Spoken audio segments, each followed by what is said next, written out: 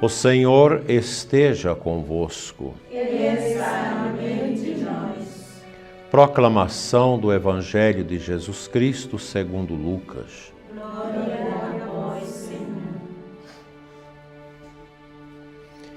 Naquele tempo, Jesus contou uma parábola aos discípulos. Pode um cego guiar outro cego? Não cairão os dois num buraco? Um discípulo não é maior do que o mestre. Todo discípulo bem formado será como o mestre. Por que vês tu o cisco no olho do teu irmão e não percebes a trave que há no teu próprio olho? Como podes dizer a teu irmão: irmão, deixa-me tirar o cisco do teu olho, quando tu não vês a trave no teu próprio olho? Hipócrita, tira primeiro a trave do teu olho, e então poderás enxergar bem para tirar o cisco do olho do teu irmão. Palavra da salvação. Glória a vós, Senhor.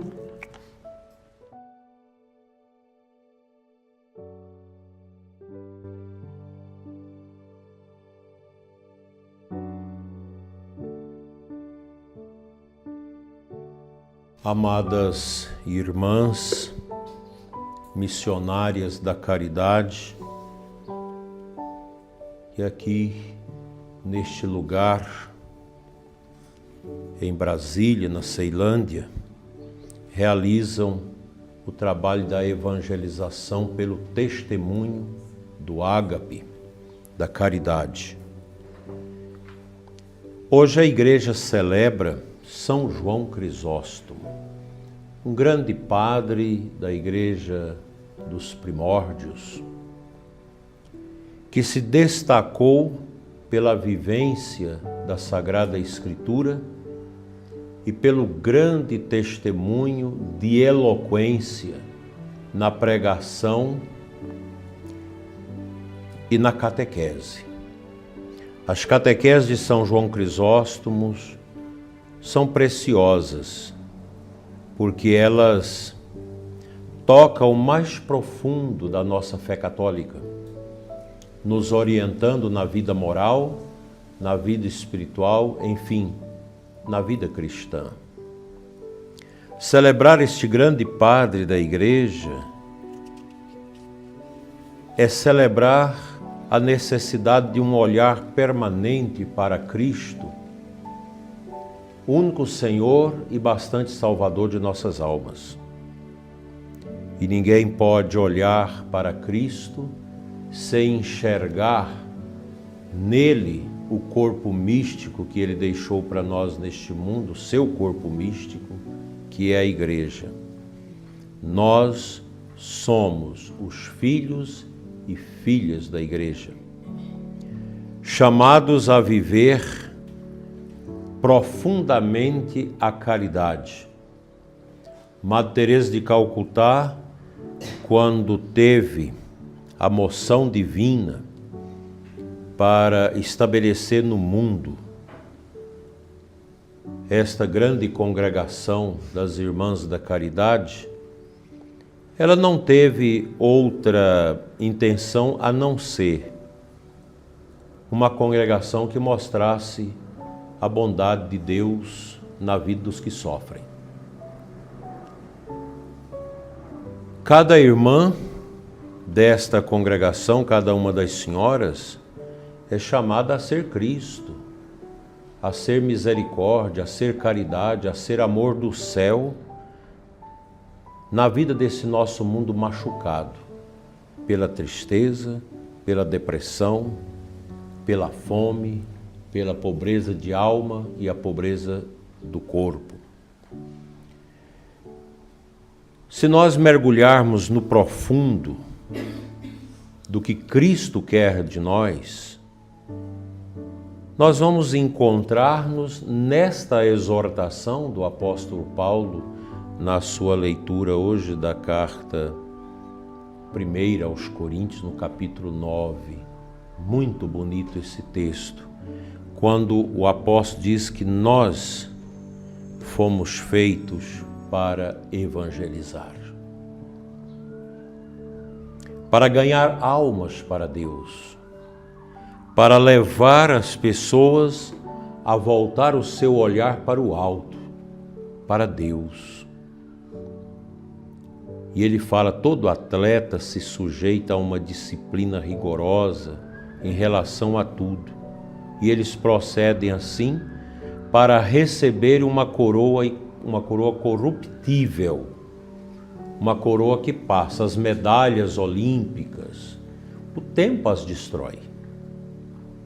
Mas a coroa que o cristão busca é imperecível, é a coroa da glória do ressuscitado.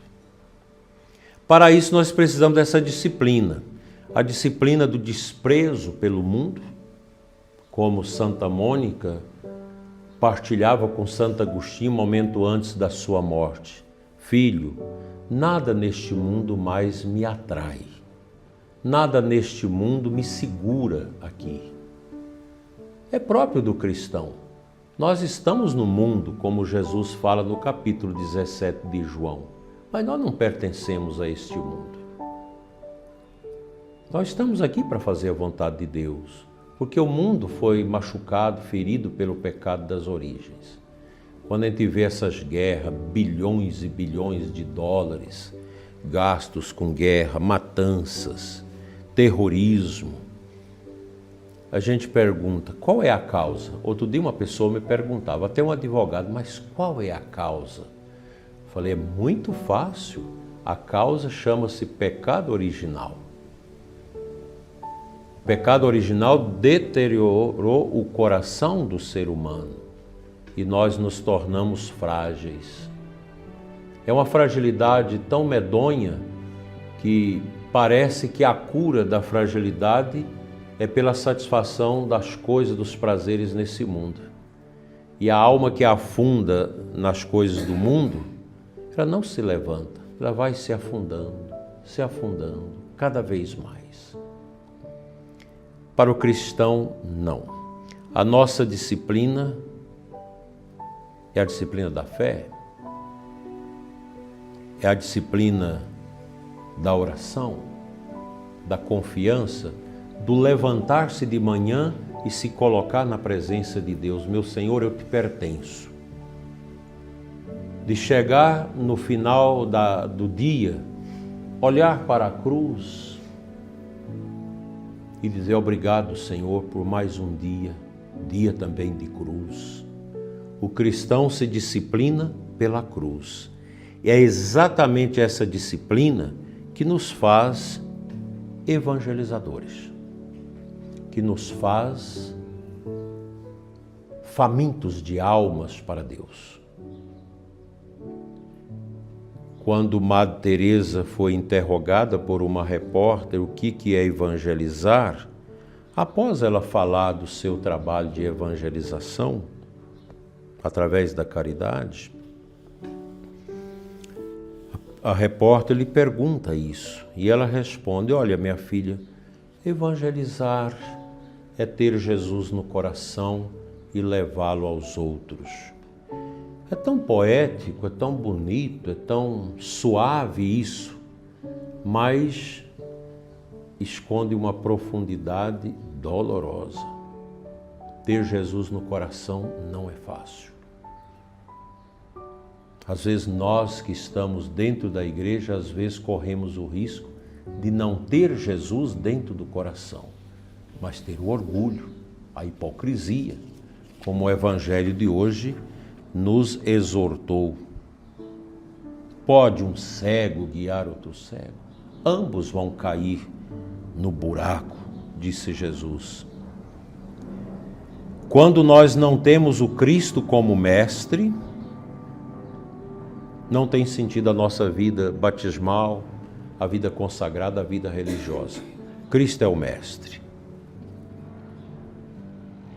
E quem não tem Cristo como mestre, se arvora em julgar e em condenar os outros.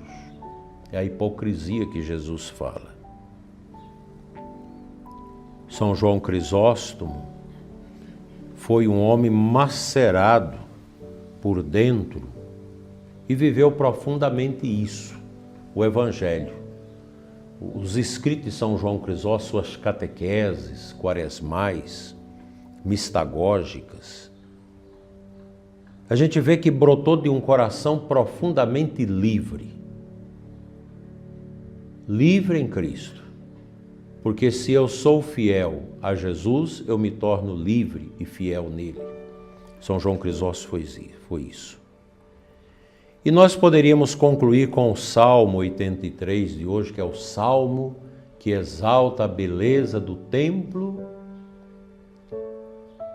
e a realidade que o templo produz em nós. Nessa capela, todos os dias as senhoras vêm. Senta aqui no chão para orar, as que já têm seus problemas de coluna ficam na cadeira, para orar, para buscar a força divina no templo, na capela, diante de Jesus sacramentado, na Santa Missa diária. Madre Teresa nunca deixava abrir, e essa é a norma, uma casa onde não pudesse ter a missa todos os dias. É necessário a Eucaristia. Minha alma desfalece de saudades pelos átrios do Senhor. Nós temos saudades da igreja. Vocês imaginam os prisioneiros que, sobretudo os nossos prisioneiros injustamente condenados, que estão aí meses, anos na cadeia, gente de igreja, de oração, a saudade do templo. Geralmente, quando saem da cadeia, o primeiro lugar que passa é no templo. Uma mãe católica, quando ganha o neném no hospital, quando volta para casa, o primeiro lugar que passa é na igreja, o templo. Quão amável, ó Senhor, é vossa casa. Os católicos neste mundo, vivendo a caridade, a justiça e a paz, celebram os mistérios, aprendem os mistérios, mas tudo nesse mundo é apenas uma prefiguração daquilo que é o templo eterno de Deus, a eternidade com Deus. Se não for assim, minhas filhas, não vale a pena ser consagrado. Se não for pela fé, se não for pelo olhar constante para o crucificado, não tem sentido nem o batismo, muito menos a vida religiosa. Vocês estão aqui se consumindo como mulheres de Deus, na obediência, na castidade, na pobreza, para se configurar ao Cristo. O mundo lá fora não entende isso. Acha um absurdo. O paganismo acha um absurdo. Né? São Paulo chegou a interrogar, será que eu estou certo ou o mundo está certo? E ele chegou à conclusão que ele estava certo. Nós estamos certos. Mesmo que a gente tenha que morrer, mesmo que nós tenhamos que colocar o nosso pescoço na guilhotina ou na corda do enforcamento por causa da fé, vale a pena viver para Deus. E como Santa Teresinha do Menino Jesus, que nós vamos celebrar agora dia 1º, disse aquela frase tão bonita e ela serve para nós: passarei o meu céu fazendo o bem sobre a terra. E aquela outra, no coração da igreja minha mãe, eu descobri uma coisa, o amor. E no coração da igreja serei o amor, a caridade, o zelo, o cuidado pelos que sofrem. Que Deus continue animando vocês, que devem rezar pela igreja, pelo Santo Padre, o Papa Francisco, o nosso cardeal arcebispo, os bispos auxiliares pela igreja. A igreja hoje vive um ataque terrível. Um ataque do mundo que machuca, que dói, mas o ataque que mais machuca é o de dentro. Pessoas que se levantam para criticar o Papa, a Nunciatura, criticar o catecismo da igreja, o direito canônico da igreja, a liturgia da igreja. É muito triste você ver esses ataques de dentro da igreja.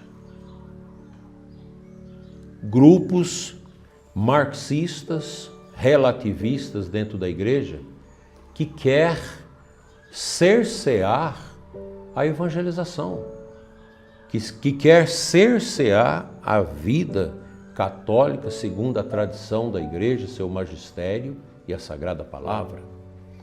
Grupos que eu ouvi no passado,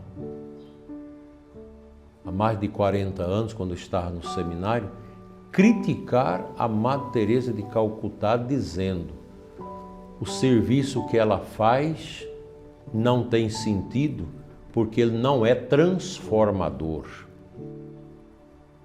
Era o pessoal eivado pelo marxismo, da teologia da libertação. É um trabalho sem relevância, como o jornal comunista Pasquim, que existia aqui no Brasil, também criticava a Madre e também João Paulo II. Não tem sentido, faz a caridade, mas não transforma o mundo. Porque Madre Teresa viveu a sua vida, e vocês vivem a caridade, não é por ideologia, não é por filosofia mundana, é pelo Evangelho, é a partir da cruz, é a partir de Cristo. Essa é a caridade católica. A caridade pregada pelas ideologias que nós temos é uma falsa caridade que impregna o mundo com o espírito da luta de classe, divide o mundo, como nós estamos vendo a divisão no mundo. E essa gente se aparece, tanto no mundo eclesiástico, nos pequenos grupos que ainda restam, que estão num processo adiantado de tanatologia, de morte. Então, essa gente vê a caridade não como a caridade que vem de Cristo, mas a caridade que vem da ideologia. Aí divide, aí não soma. A caridade na igreja que vocês vivem é a caridade que brota do sacrossanto coração de nosso Senhor. É a caridade que salva, é a caridade que redime, é a caridade que nos cura para vivermos profundamente assemelhados a Cristo.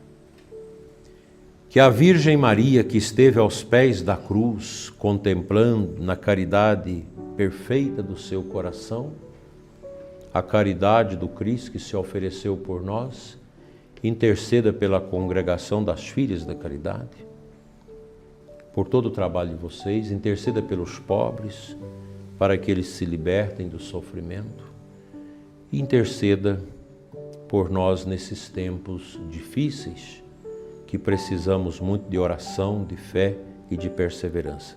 Deus seja louvado e que nós possamos cantar constantemente, quão amável são os átrios da casa do Senhor. Amém.